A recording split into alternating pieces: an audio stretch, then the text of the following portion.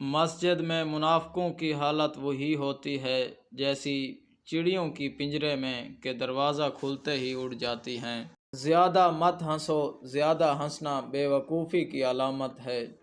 جس بات سے تم دوسروں کو روک رہے ہو اسے خود بھی نہ کرو۔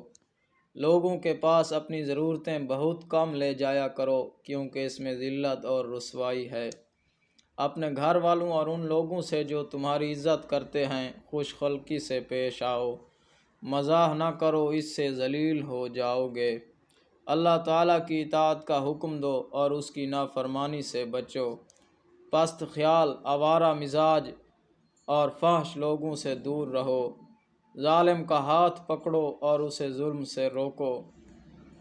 ناپسندیدہ باتوں سے چشم پوشی کرو اور بردباری سے کام لو۔ جس شخص نے تجھے رازدار بنایا ہے اس کا راز افشا نہ کرو۔ اچھی رائے دو، اچھی گفتگو کرو اور میانہ روی اختیار کرو۔ جب حاکم موٹا ہو جائے تو جان لو کہ وہ رعیت اور اپنے رب کی خیانت کرتا ہے۔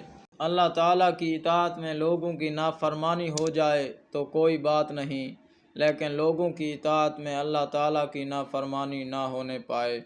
جو شخص اس لیے مظلوم کے ساتھ چلتا ہے کہ اسے اس کا حق دلوائے، اسے اللہ تعالیٰ اس دن ثابت قدم رکھے کہ جس دن قدم پھسلیں گے۔ اللہ تعالیٰ کی اطاعت کا حکم دو اور اس کی نافرمانی سے روکو۔ صرف رضا الہی کے لیے نیک اعمال کی لگن رکھو۔